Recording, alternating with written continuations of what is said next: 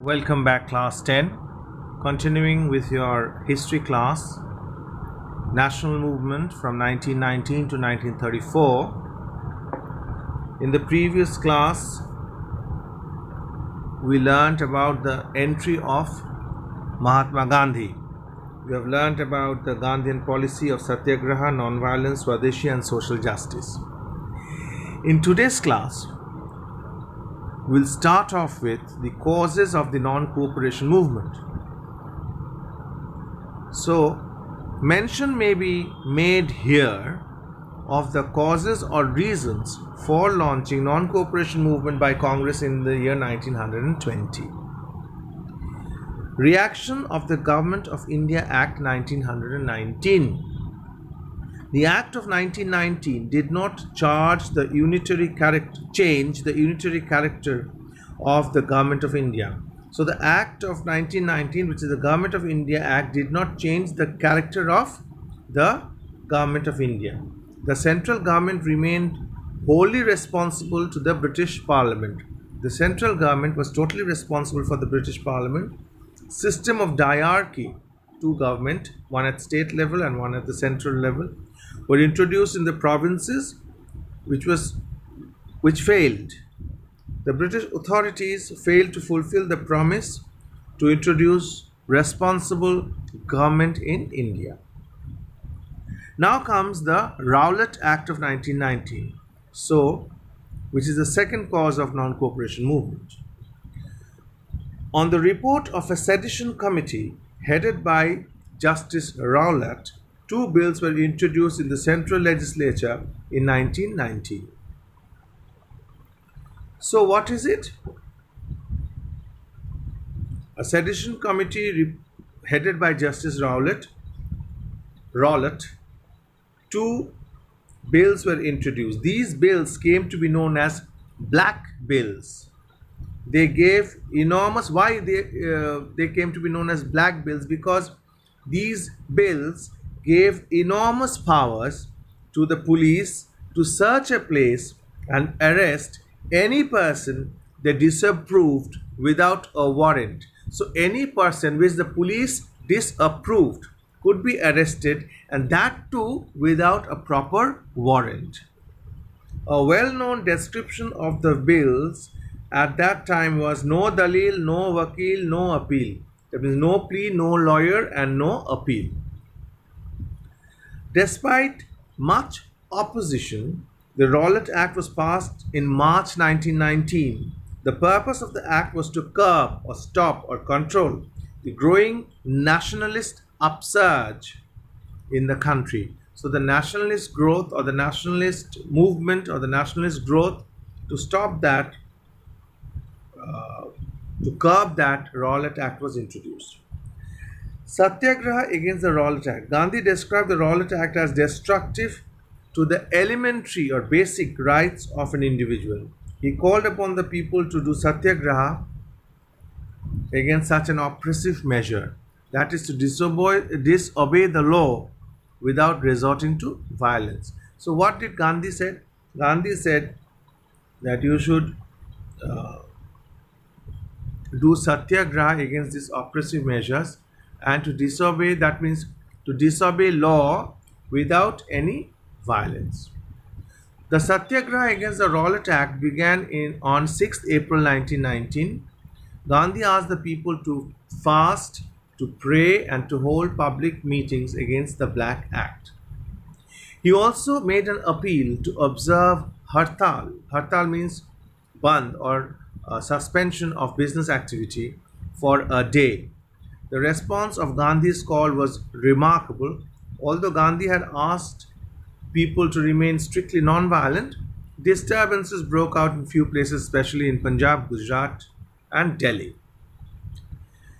So this was another cause or reason for launching non-cooperation movement. Another reason was the Jallianwala Bagh incident. This is, one of the greatest horrific incident in the history of India.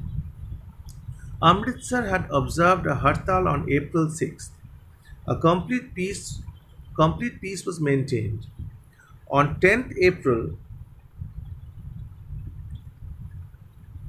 1919, two prominent leaders, Dr. Satpal and Dr. Kichlu, were unnecessarily deported from Amritsar.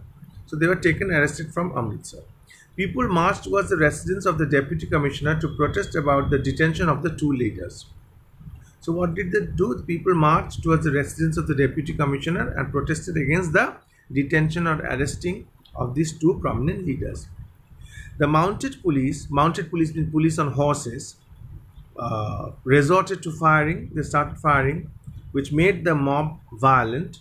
5 Europeans were murdered in town hall and other public buildings were burnt. So on 11th April, General Dyer arrived and took command of the city. Proclamations were issued prohibiting all meetings and processions. All meetings and processions were banned. So on 13th April 1919, 11th April Dyer came, and on 13th April 1919, a public meeting took place at Jallianwala Bagh. Bagh is a garden. In defiance of the order, going against the order. The Jallianwala Bagh was an open space surrounded by the backs of houses on three sides and having only one narrow entrance through the congested lanes of the city. So it was closed. I mean, three sides there were houses and there was only one exit, and it was very congested lane in the city. General Dyer, without any warning, opened fire upon the peaceful crowd and continued firing until all his ammunition was exhausted. So General Dyer came and he started firing on the people who were protesting peacefully. And without any warning, all of a sudden he started firing. So, and he did not stop until all his bullets were empty. According to the official figures, over 400 people were killed and about 200 wounded. But the Congress Inquiry Committee put the figure of death not less than 1,000. General Dyer did this as he himself proudly declared to strike terror into the whole of Punjab. He proudly said that this is done just to give the message of terror to make the people of Punjab afraid of it. Jallianwala Bagh massacre was followed by other indignities, insults of being flogged, handcuffed, and searched throughout Punjab. People at Amritsar were made to crawl on their belly to the ground. The civilized world has not seen such brutalities as these in recent history. So civilized world has not seen such brutal things in the recent history. So this was a very brutal thing. Now comes Khilafat movement. Now Khilafat movement, Germany surrendered on November 11, 1918 after the First World War. After that, Turkey too stopped fighting. Turkey also stopped fighting. The peace treaty imposed severe terms on the Sultan of Turkey. The Caliph or Khalifa of the Sunni Muslims. That means peace treaty after the First World War imposed severe terms on the Caliph of Turkey, who was the head of the Sunni Muslims. The Ottoman or the Turkish Empire collapsed. Turkey lost all the territories inhabited by people other than Turks. The Sultan was deprived of real authority even over the territories left under his control. This anchored the Muslim in India. What was happening in Turkey, which was happening against the main leader or Caliph of the Sunni Muslims, all the territories were taken away. He was reduced to a mere puppet. These things ignited or angered the Muslims who were in India. A Khilafat movement was formed to champion the cause of Caliph of Turkey. So, for the cause to restore the powers of the Caliph in Turkey, a committee was formed in India, and that name of that committee was Khilafat Committee. Two brothers, Ali brothers, Muhammad Ali and Shaukat Ali, known as the Ali brothers, were the leading lights of the campaign. Gandhi saw in it an opportunity of uniting the Hindus and Muslims. What did Gandhi see? Gandhi saw that it was a perfect moment to unite the Hindus and the Muslims. He advised the Khilafat Committee to adopt the policy of non-cooperation with the government. What did he advise? He advised the Khilafat Committee to start non-cooperation movement against the government. This non-cooperation campaign started on 1st August 1920. The program of Khilafat movement included resignation from the government services, boycott of councils, refuse to pay taxes, and refusal to join army. So these were under the Khilafat movement, under the non-cooperation banner or the envelope of non-cooperation. The Khilafat movement had these things. So the Muslims of India demanded that the territories and powers of the Sultan of Turkey had lost should be restored. Now, what was the significance of Khilafat movement? Why are we talking about Khilafat movement? Khilafat movement. The Khilafat movement exercised great influence on the Muslim masses. Later, the Congress also launched non-cooperation movement. Never before had any movement received the willing support of so many people. So, Khilafat movement contributed in the sense of mutual national unity. The Khilafat movement died a natural death when, in November 1992, Mustafa Kemal Pasha deposed, threw away, this, took over the Sultan of Turkey and showed no concern for the holy places in Islam. He had no concern for the holiness or holy place of Islam. He finally abolished Caliphate, that means the rule of Caliph, and separated the state from religion. So previously, Muslim leader was the head of the Muslim state. The Muslim religious leader was the head of the Muslim state. But after Mustafa Kemal Pasha came, religion and state government were separated. Mustafa modernized education, agriculture, and industry. He developed Turkey on secular and progressive lines. So the Khilafat movement had no value. The Khilafat movement had no importance. Now, these were the reasons for the non-cooperation movement. Now the actual non-cooperation movement of 1920. The Jallianwala Bagh tragedy had created an unbridgeable, that means cannot be bridged, cannot be joined, gulf, difference between the Indians and the British rulers. A non-cooperation campaign had already been launched by Khilafat movement in August 1920, blessed by a person no less than Gandhi. For its success, support of the national congressman was essential. So, what was the meaning and objective of non-cooperation movement? What was the meaning and what was the objective of non-cooperation movement? Meaning and objective of non-cooperation movement. A special session of Congress was held in Kolkata on 4th September 1920. It accepted Gandhi's plan for non-cooperation with the government till their demands were fulfilled. A resolution of non-cooperation movement was formally ratified, came into being in the regular session of Congress at Nagpur in December 1920. Non-cooperation, what does it mean? It meant not to cooperate with the evildoer, not to cooperate with the evil government. Gandhi asked his countrymen, what did he ask? Not to assist the foreign government to rule over them. So if you cooperate with the foreigner, if you cooperate with the Britishers, that means you are assisting the Britisher to rule over you. The non-cooperation movement sought to achieve these objectives. What were the objectives? First is restoring the old status of Sultan of Turkey, which never happened.